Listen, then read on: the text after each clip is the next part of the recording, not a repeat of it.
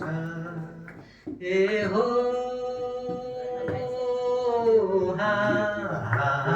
बनै भरि लाली गुराँस। एउटै गीतमा 3-4वटा फुल आइहाले। यो लालुपाते फुलेर भनिसकेँ मैले। अब त्यो यसो गीतका टुक्कामा कहिले आउँछ, काँडाले बारेको प्याउली फुल मायाले सारेको आउँछ नि है। अर्को छ एउटा अब हजारी फुल, यो पनि हाम्रो यहाँको एकदम पहिलेदेखिको चलेको रहेछ भन्ने थाहा हुन्छ। हजुर कुन चाहिँ प्याउली फुल? ए हजारी फुल है, त्यो त देउडामा आउँछ। देउडामा आउँछ, यो चाहिँ देउडा टाइपको छैन त्यति। फुलिरहे हजारी फुल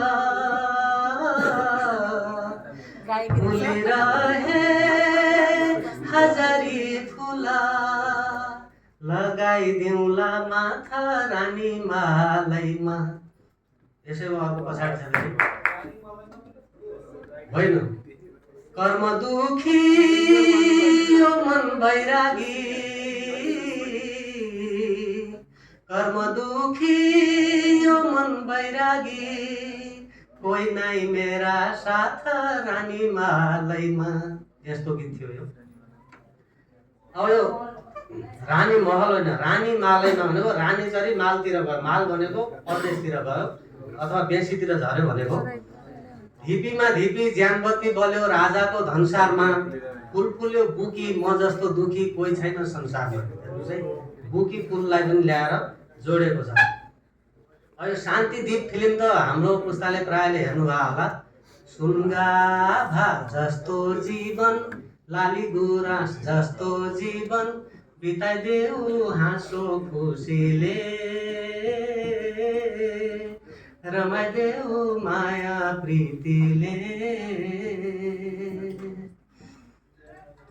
अब यो मखमले फुल त्यही फुल टिप्नाले पार्यो रन फुल भन्ने एउटा गीत थियो।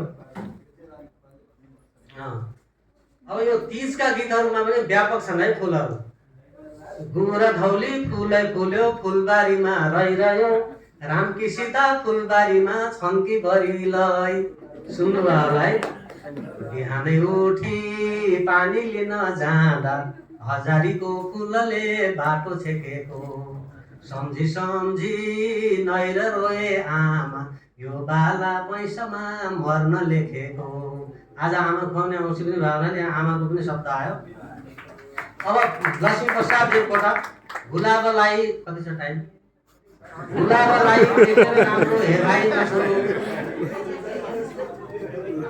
ए सिद्धिन आँट्यो है, आधा मिनट छ। गुलाबलाई देखेर राम्रो हेराइ नछुनु, लोभले हेऱ्यो मोहनी गर्यो जङ्गली नहुनु। यो एकदम बुक्यानीमा बुकी फुल्यो भन्ने धर्मराज थापाको छ। त्यस्तै अहिले भर्खरैको छ, यहाँ सबैले सुन्नुभयो होला मार्मिक लामाको जाई फुलिसक्यो जुई फुलिसक्यो चमेली फुल्दैछ, किन होला तिमी यो मेरो मन तिमीतिर फुल्दैछ। बल्ल बल्ल भेट भएको दिन बेली र चमेली, अनि लास्टमा साई फुल चल्यो बासना। यो पनि प्रवीण गुरुङको चलेको गीत हो। त्यस्तै बाँदरी फुलको बोट आयो झल्काउँदै झमझमै स्टकोट भन्ने।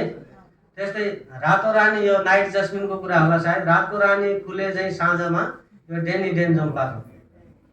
यी मैले केही इक्जाम्पलहरू मात्रै दिएँ। अब यसबाट हामीले हाम्रा गीतहरूले कसरी संरक्षण गरेर राखेका छन् हाम्रो फुलहरूलाई भन्ने कुरा एउटा अनुमान गर्न सक्छौँ। र यो कन्क्लुजनमा मैले धेरै लामो भन्न चाहिनँ कि हाम्रा यी सेन्चुरीदेखि शताब्दीौँदेखिका यो ओरल डकुमेन्ट्सहरू हुन्, यिनलाई हामीले प्रोटेक्ट गर्नुपर्छ भन्ने कुरा हो। र फेरि बासमती धानतिरै जान्छु। त्यो समथिङ शाहले हिर राजा भन्ने एउटा किताब लेखेको रहेछ 18औँ शताब्दीमा, र उहाँले लेखेको किताबमा बासमती धानको बारेमा व्यापक त्यहाँ लेखिएको रहेछ। र त्यो एउटा प्रुफको रूपमा इन्डियाले प्रस्तुत गरेको हुनाले पनि एउटा सपोर्टिभ डकुमेन्ट भएर त्यहाँ प्याटेन्ट पाए जस्तै हाम्रा यी फुलहरूले पनि, यी गीतहरूले पनि भविष्यमा गएर त्यस्तो खालको केही सपोर्ट गर्न सकुन् भन्ने छ।